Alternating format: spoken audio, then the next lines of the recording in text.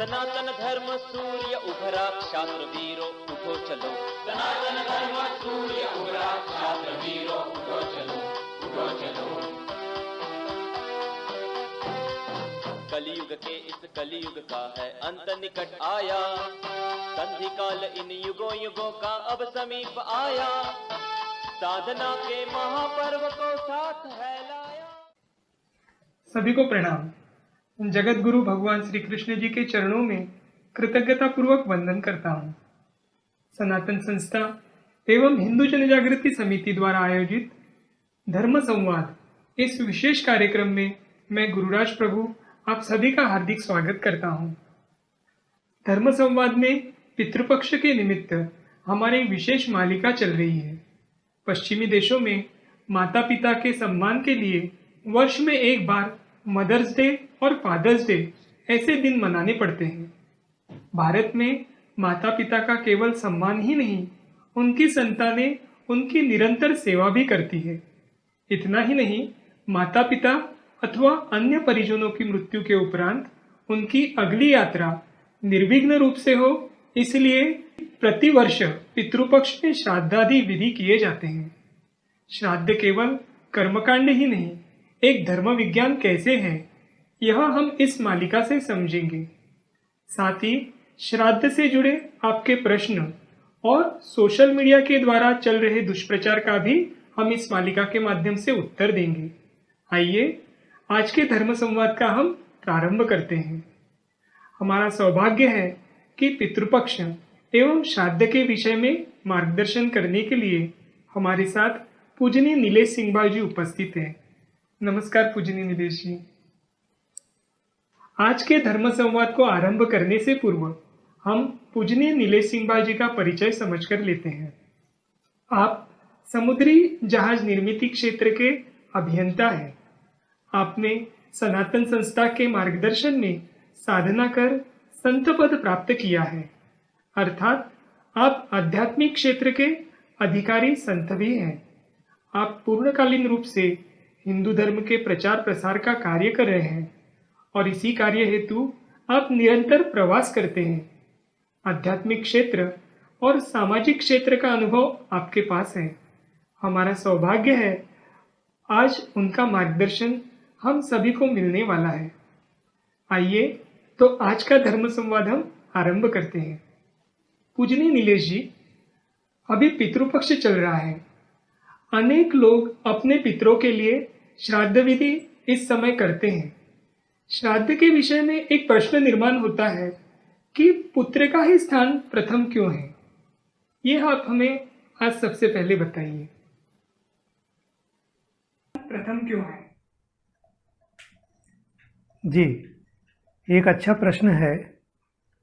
पुत्र शब्द का अर्थ ही है पू नाम नरकात् त्रायते इति पुत्रः, अर्थात पू नाम के नरक से जो रक्षा करता है वो पुत्र है। पूर्वजों के स्पंदन जो होते हैं एवं उनके सबसे समीप के उत्तराधिकारियों के स्पंदनों में अत्यंत समानता होती है। जब किसी सूक्ष्म देह को वेदना होती है तब उस कष्ट के स्पंदन उसके सबसे समीप के उत्तराधिकारी को भी अनुभव होते हैं। इसलिए श्राद्ध पक्ष इत्यादि पितरों के लिए किए जाने वाले कर्म पुत्र को करने पड़ते हैं। पुत्र एवं पितरों के स्पंदन एक समान होने के कारण श्राद्ध तर्पण के समय पुत्र द्वारा दिया गया जो तर्पण है वो पितरों को ग्रहण करना सरल हो जाता है। इसलिए पुत्रों का स्थान प्रथम है, किंतु विशिष्ट परिस्थिति में पुत्री, पत्नी, माँ एवं बहू को भी श्राद्ध करने का अधिकार यहाँ पर बताया गया है। जी पूजनीय नीलेश जी, अभी आप हम सभी को ये बताइए कि पितृपक्ष का महत्व क्या है और पितरों के लिए श्राद्ध विधि इस काल में करने का क्यों महत्व दिया गया है। पितृपक्ष की कालावधि में अर्थात आश्विन कृष्ण प्रतिपदा से लेकर अमावस्या तक ब्रह्मांड की ऊर्जा तथा उस ऊर्जा के साथ पितृ प्राण पृथ्वी पर व्याप्त रहता है। धार्मिक ग्रंथों में मृत्यु के उपरांत आत्मा की स्थिति का बड़ा सुंदर और वैज्ञानिक विवेचन भी मिलता है।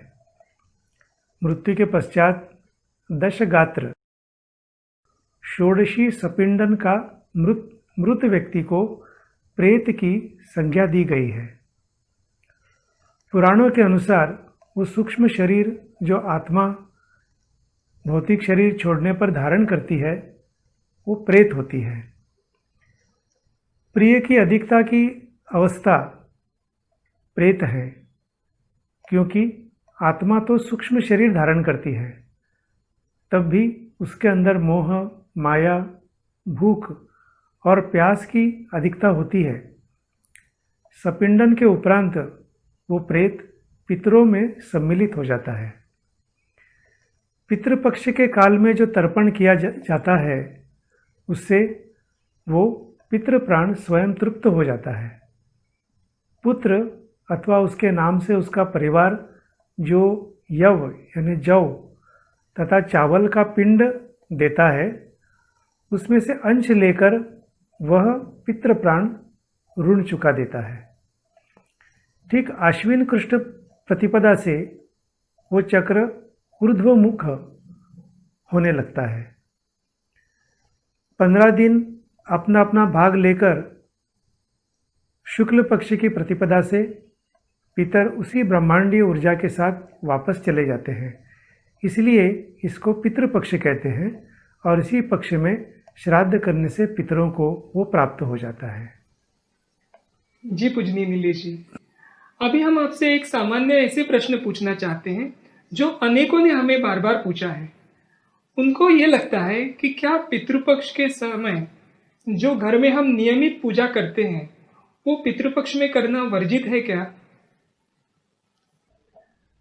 पितृपक्ष के काल का घर में की जाने वाली नियमित पूजा वर्जित करने से कोई भी संबंध नहीं है। पितृपक्ष में हम नियमित पूजा अवश्य कर सकते हैं, केवल यदि सूतक हो तो पूजा न करने का प्रावधान बताया गया है। जी पूजनीय नीलेश जी, आप अभी हमारे दर्शकों के लिए एक बहुत बार ये भी पूछा जाता है कि पितरों के जो छायाचित्र होते हैं वो घर में लगाने चाहिए क्या और कौन सी दिशा में लगाने चाहिए, ऐसा उनका एक प्रश्न रहता है। इस विषय में भी आप हमारे दर्शकों को मार्गदर्शन करिए। ये एक बहुत महत्वपूर्ण प्रश्न आपने पूछा हुआ है। मृत व्यक्ति से घर के लोगों का प्रेम तो होता है और उन्हें लगता है कि उनके कारण मैं अच्छी स्थिति में हूँ, इसलिए लोग मृत व्यक्ति के छायाचित्र की पूजा करते हैं। उनका छायाचित्र अर्थात फोटो घर में या कार्यालय में भी लगाते हैं। अनेक बार मृतक के छायाचित्र पूजा घर में अथवा पूजा घर के ऊपर भी रखे जाते हैं। इतना ही नहीं, देवताओं के समान उनके छायाचित्र की फूल अगरबत्ती से पूजा भी की जाती है, किंतु धर्मशास्त्र के अनुसार यह अनुचित है। मृत व्यक्ति का छायाचित्र कभी भी घर अथवा पूजा घर में ना रखें। ऐसा क्यों नहीं करना चाहिए, इसके कारण अभी हम जान लेंगे। पहला कारण तो ये है कि शास्त्र के अनुसार छायाचित्र अर्थात रूप के साथ शब्द, रस, गंध एवं शक्ति कार्यरत रहती है। जिस प्रकार श्री राम के चित्र तथा मूर्ति से श्री राम की शक्ति का अनुभव होता है और भगवान शिव जी के चित्र से भगवान शिव की शक्ति का अनुभव होता है, उसी प्रकार से यह है। यदि पितरों को गति ना मिली हो तो वो पितर जो है वो भूवर लोक में अटक जाते हैं। हिंदू धर्मशास्त्र में पुनर्जन्म का सिद्धांत है।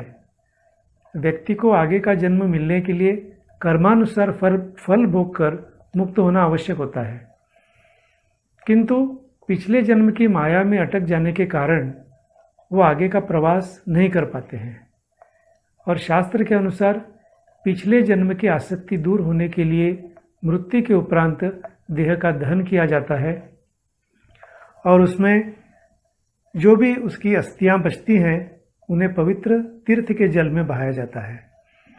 परंतु यदि हम उनकी फ़ोटो को अपने घर में लगा कर रखेंगे तो उस रूप के कारण वो आगे मुक्ति की दिशा में न जाते हुए फिर से अपने परिवार की माया में अटक जाते हैं।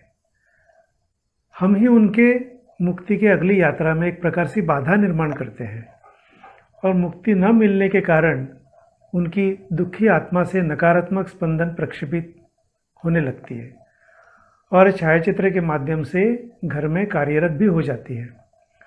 मृत व्यक्ति के छायाचित्र से आने वाले नकारात्मक स्पंदन घर के वातावरण को दूषित करते हैं। इस कारण घर के स्पंदन विकृत होकर सभी को कष्ट होता है। इस कारण आर्थिक दुर्बलता आना, घर में सदस्यों के विवाह विलंब से होना, घर की सुख शांति नष्ट होना, ऐसी विभिन्न प्रकार की समस्याएं भी आ सकती हैं। अब दूसरा कारण देखेंगे। हिंदू धर्म में सर्वशक्तिमान, त्रिगुणातीत तथा कालातीत देवताओं की पूजा करने का विधान बताया गया है।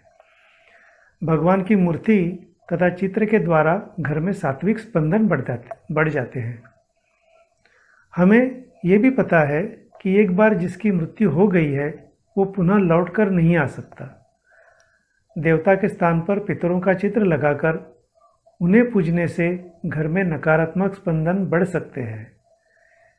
किसी जीव को अच्छी गति मिली हो तो भी उनके छायाचित्र न लगाएं, क्योंकि उनके छायाचित्र की ओर अन्य पूर्वजों के भी आकर्षित होने की संभावना होती है और उनके अगले प्रवास में हम बाधा निर्माण कर सकते हैं। किंतु एक बात हमें ध्यान में रखनी चाहिए कि हमारे घर में संतों के छायाचित्र हम अवश्य लगा सकते हैं। तीसरा और एक कारण यहाँ पर बताना चाहूँगा कि पाश्चात्य देशों में जब फोटो निकालने का शोध हुआ अथवा वहाँ पर जब ये प्रथा चली तो हमारे घरों में भी पितरों के छायाचित्र लगाना प्रारंभ हो गया। और आज के आधुनिक युग में हर किसी के पास एक मोबाइल होता है या कैमरा होता है। इस कारण प्रत्येक क्षण हम छायाचित्र, किसी ना किसी प्रसंग का छायाचित्र निकालते हैं और उस छायाचित्र को घर में सहजता से लगाना एक हमारी जैसे आदत बन चुकी है। परंतु 100 वर्ष पूर्व तो ये स्थिति नहीं थी, यानी पहले के ज़माने ये स्थिति नहीं थी। इस कारण इस आधुनिक रूढ़ी को प्राचीन परंपरा हमें नहीं समझना चाहिए और भावना में आकर ऐसी धर्मशास्त्र के विरुद्ध कृति भी नहीं करनी चाहिए। इस पर कुछ लोग कहेंगे कि प्राचीन राजमहलों में तो राजाओं के तैलचित्र होते हैं, कुछ लोगों को लगता है। परंतु हमें ये भी ध्यान में रखना आवश्यक है कि इसका इतिहास भी बहुत पुराना नहीं है। हमारे हजारों वर्षों के इतिहास में कितने राजाओं के ऐसे चित्र हमने देखे कि वो राजघरानों में लगाए हुए हैं और उनमें से भी अनेक चित्र तो विदेशी कलाकारों ने भारत में आकर बनाए हुए हैं। केवल इतना ही नहीं, वास्तव में उस काल में कोई आज जैसी सेकुलर परंपरा नहीं थी। आज जैसे यहाँ पर सेकुलर व्यवस्था है, सेकुलर परंपरा है, वैसे व्यवस्था उस समय नहीं थी। उस समय सभी हिंदू राजा अपनी परंपरा का पालन भी करते थे, धार्मिक वृत्ति के थे और धर्म का पालन भी करते थे। प्रत्येक राजा के दरबार में राजगुरु तथा राजपुरोहित भी होते थे। वे अपने राजगुरु तथा राजपुरोहितों को पूछते थे, उनके द्वारा मार्गदर्शन लेते थे और उसके अनुसार सभी धार्मिक विधि को संपन्न करते थे और धर्म का आचरण शास्त्र के अनुसार नियमित रूप से करते थे। तो इसकी तुलना में आज हम स्वयं को बहुत आधुनिक मानते हैं और अपने पूर्वजों के लिए श्राद्ध आदि विधि करने को एक पिछड़ापन मानकर यहाँ पर कुछ तो एक नई विचारधारा निर्माण हुई है। ये गलत विचारधारा है और हमने हमारे पूर्वजों के लिए श्राद्ध आदि जो विधि है, पितृपक्ष में जो करना है, वर्ष श्राद्ध जो करना है, वो हमें अवश्य ही करना चाहिए और पितरों के जो छायाचित्र है वो हमें घर में कभी लगाने नहीं चाहिए। जी दर्शकों, पूजनीय नीलेश जी ने जो बताया उससे पितरों के छायाचित्र घर में क्यों नहीं लगाने चाहिए ये हम सभी को भली भांति समझ में आया। किंतु अगला प्रश्न यहाँ आता है कि यदि यह छायाचित्र घर में नहीं लगाने हैं तो इन छायाचित्र को हम करें भी तो क्या करें। जी, ये एक अच्छा प्रश्न है। यदि आपका शास्त्रों में विश्वास है तो पूर्वजों के चित्रों को परिवार के लोग भावपूर्वक प्रणाम करके उन्हें बहते हुए स्वच्छ जल में विसर्जित करें। कुछ लोग चुपके से मंदिरों के बाहर वृक्ष आदि के नीचे इन चित्रों को फेंक कर आते हैं। ऐसी कृति बिल्कुल भी ना करें, इस कारण पितरों का अनादर होने की संभावना होती है। दूसरी बात यह है कि यदि आपको अत्यावश्यकता लगे तो पूर्वजों के चित्र आप स्कैन कर सकते हैं और अपने संगणक में या अपने लैपटॉप में उसे सेव करके रख सकते हैं, उसको संरक्षित करके रख सकते हैं, जिससे कभी आवश्यकता पड़ने पर उन्हें अगली पीढ़ी को दिखाना संभव होगा। तत्पश्चात ये छायाचित्र बहते स्वच्छ जल में विसर्जित करें। और भी एक बात मैं बताना चाहूँगा कि यदि इसके लिए मन की सिद्धता न हो रही हो, यानी मन की तैयारी नहीं हो रही हो, तो पूर्वजों के जो चित्र हैं पूजा घर तथा कार्यालय में खुले में न लगाकर उन्हें एक सफ़ेद वस्त्र में, श्वेत वस्त्र में लपेटकर उस पर भगवान श्री दत्तात्रेय यानी दत्त भगवान का चित्र अथवा उनका नामजप, श्री गुरुदेव दत्त लिखी हुई नामजप की पट्टी लगाकर अलमारी में रखें। श्राद्ध के दिन उसे निकालकर श्राद्ध के उपरांत पुनः हम उसे वापस अलमारी में रख सकते हैं। जी, अब एक प्रश्न हम आपसे ये पूछना चाहेंगे कि पितरों को गति न मिलने के कारण अनेक प्रकार के कष्ट परिवार के लोग अनुभव करते हैं। पितरों के कष्ट दूर करने के लिए श्री गुरुदेव दत्त का नामजप बताया जाता है। यह नामजप जो है वो कितने दिन करना चाहिए? हमारे पूर्वज जो भूवर लोक में अटके हुए हैं और मुक्ति की प्रतीक्षा कर रहे हैं, वो हमें प्रत्यक्ष में तो नहीं बता सकते हैं कि उनकी मुक्ति के लिए हमें साधना के प्रयास तथा श्राद्ध आदि विधि करनी चाहिए। स्वयं को तो हमें बता नहीं सकते हैं। हमारी नामजप जैसी जो साधना होती है, तो ऐसी साधना से अथवा श्राद्ध विधि से वे पितर लोक से मुक्त हो जाते हैं, जिससे हमारा आध्यात्मिक कष्ट दूर हो जाता है, हमें मानसिक शांति का अनुभव होता है और सामान्य रूप में कष्ट देने वाली घर की समस्याएं भी दूर हो जाती हैं। तब हम समझ सकते हैं कि पितरों का कष्ट दूर हुआ है। श्री गुरुदेव दत्त का जो नामजप है वो हमें पितरों का कष्ट दूर होने तक करना चाहिए। इसमें हमें ध्यान में रखना है कि स्वयं गंगा जी को पृथ्वी पर अवतीर्ण करने वाले भगीरथ की 3 पीढ़ियों के प्रयासों के उपरांत उनके पूर्वजों को मुक्ति मिली थी। हमें भी इसका महत्व ध्यान में रखकर नियमित प्रयास करने होंगे। जी, अब हम आपसे ये जानना चाहते हैं कि हिंदू धर्म में 33 कोटि देवता बताए गए हैं, तो भगवान दत्तात्रेय का ही जाप क्यों करना चाहिए? ये बहुत अच्छा प्रश्न है। हर देवता का एक निश्चित कार्य होता है। जैसे लक्ष्मी जी का धन है, वो धन की देवता होती है। सरस्वती जी विद्या के देवता है। श्री गणेश जी बुद्धि के देवता है। तो अलग अलग देवताओं का कार्य भी अलग अलग होता है, उस संबंधित उनका प्रधान कार्य है। इसी प्रकार भगवान दत्तात्रेय का कार्य पितरों को मुक्ति देने से संबंधित है। भगवान दत्तात्रेय का नाम जप विशिष्ट रूप से पितरों के आध्यात्मिक कष्टों से संबंधित अर्थात पितृदोष का निवारण का भी उपाय है। किसी को यदि सर्दी हुई हो तो उसे विटामिन सी की अतिरिक्त मात्रा लेनी पड़ती है। उसी प्रकार से भगवान दत्तात्रेय का भी एक विशिष्ट प्रकार का जप है। आज अधिकांश घरों में पितरों को गति न मिलने के कारण कुछ न कुछ बाधाएं तो दिखाई देती हैं और लोग श्राद्ध करने के लिए तैयार भी नहीं है तथा इस धार्मिक विधि के लिए धन खर्च करने की भी मानसिकता नहीं है। इसलिए पितरों को गति मिले, इस हेतु ये नाम जप हम अवश्य कर सकते हैं और करना चाहिए। इस जप से पितरों की भूवर लोक से आगे की यात्रा सुगम होने के लिए उन्हें सहायता मिलती है।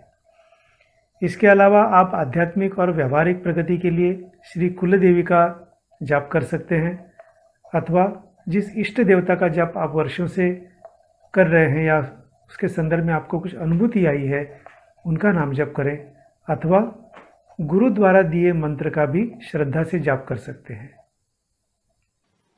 जी पूजनीय नीलेश जी, एक थोड़ा सा अलग प्रश्न हम आपसे पूछना चाहते हैं कि माता पिता को जीवितावस्था में ही कुछ लोग दुर्लक्षित करते हैं, इसको लेकर सनातन धर्म का क्या दृष्टिकोण है, वो कृपया संक्षिप्त में बताइए। आज के समय में इस प्रश्न का उत्तर बहुत महत्वपूर्ण है। आज अनेक लोग दिखावे के लिए पूर्वजों के छायाचित्र घर में लगाते हैं। दिखावा ऐसे कि हम इसलिए कह रहे हैं कि जब माता पिता जीवित रहते हैं तब उनका कुछ सुनते नहीं हैं, उन्हें दुर्लक्षित करते हैं, उनकी उपेक्षा करते हैं, उन्हें वृद्धाश्रम में रखते हैं।